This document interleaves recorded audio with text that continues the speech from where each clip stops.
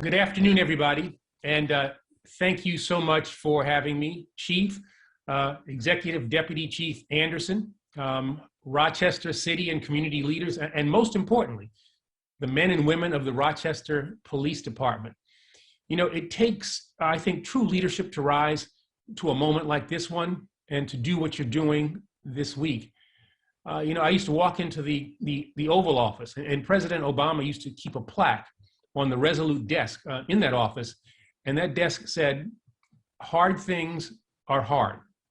So I want to thank you, first and foremost, for choosing the hard path, for embracing necessary change, for showing the leadership that we need from every police department in this difficult moment. You know, rather than letting ease and complacency stand in the way of trust and public safety. This work is a credit to the city of Rochester, to your chief, and I think to every one of you. You know, because the truth is that when we as a nation talk about things like police reform, when we talk about George Floyd, Breonna Taylor, other Black Americans who have lost their lives, tragically lost their lives in encounters with law enforcement, we're not just talking about addressing systemic bias and preventing such tragedies going forward. We're not just talking about the safety and the rights of the people who you serve, though of course that's paramount. You know, this conversation, this reckoning that we're having as a nation is about all of these things. It's about achieving justice first and foremost in the long shadow of racial oppression, but no part of it is anti-cop. No part of this is anti-cop, because it's also about your safety. It's about your efficacy, and it's about providing the tools, the training, the resources, and the support that you need to focus on what's already a dangerous job without that extra burden that's imposed on every good police officer by the actions of a relative few.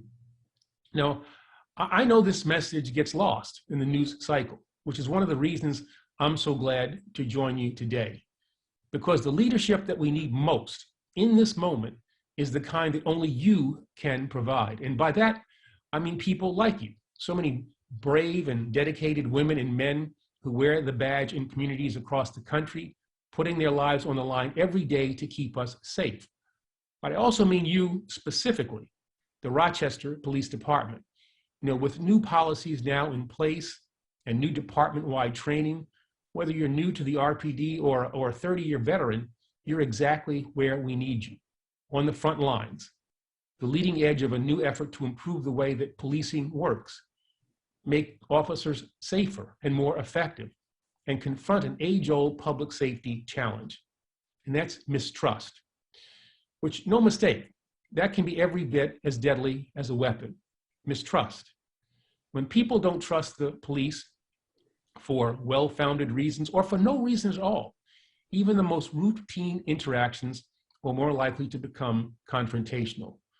When people don't trust the police, witnesses are less likely to come forward. Everything that you do, from traffic stops to criminal investigations, gets a lot harder, which means earning and keeping the trust of the communities that you serve isn't just a part of the job, it's fundamental to the job. It is the job. Without trust, law enforcement is less effective. Officers are less safe. Outcomes are less legitimate. You know, studies show that people are more likely to respect and abide by law enforcement decisions, even ones that they don't agree with, if they trust the process and feel that they were treated fairly. Which means that every incident that chips away at that trust, even if it happens at some other department across the country, can make your lives tougher. Now, of course, part of the responsibility for building trust falls on us. That is a civilian society that doesn't always put you in the best position to succeed and seldom seems to appreciate how hard your jobs can be.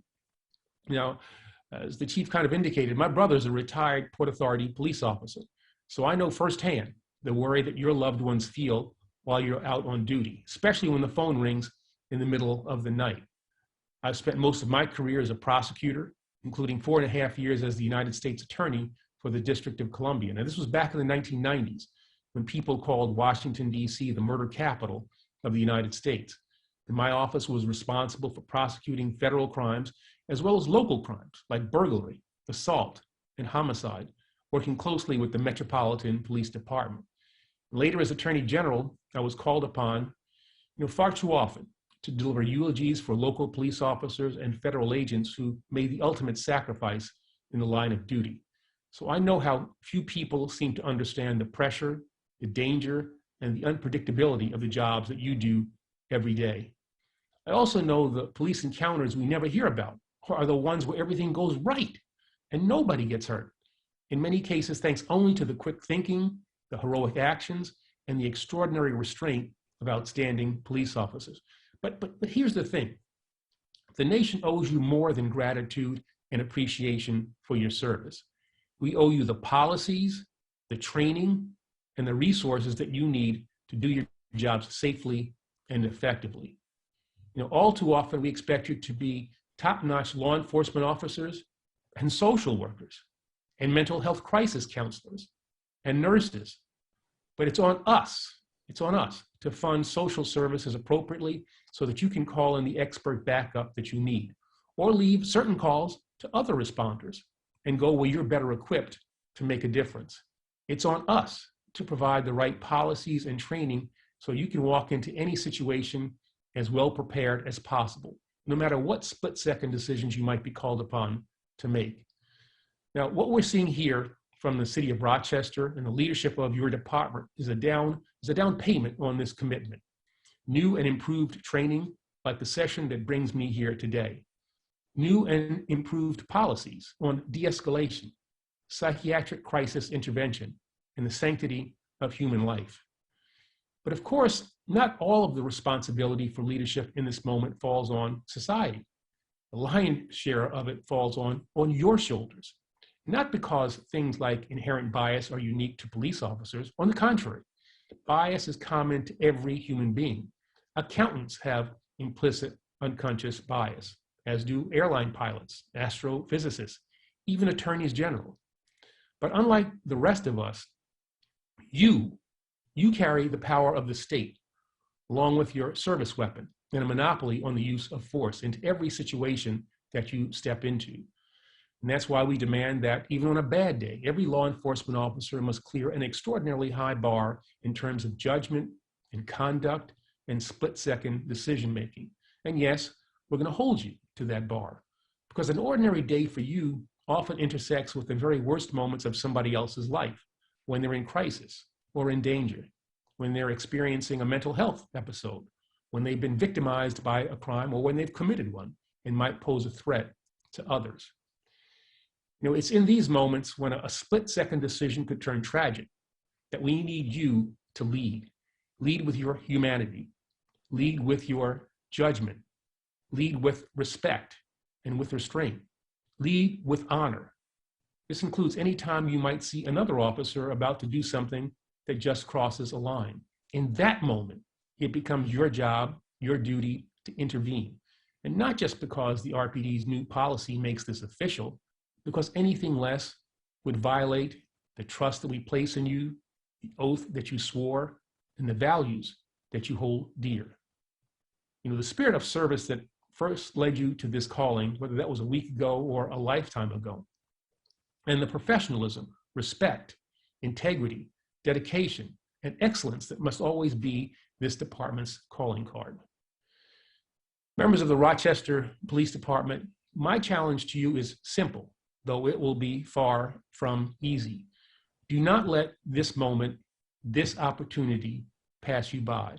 There is no one better prepared to make positive change, to lead us into a new, safer, and more effective era in policing. In fact, there's no one else, period. Progress can't just be mandated by Albany or imposed by City Hall. The only people who can reform and improve the way policing happens day by day and moment by moment are police officers, starting with you, starting today.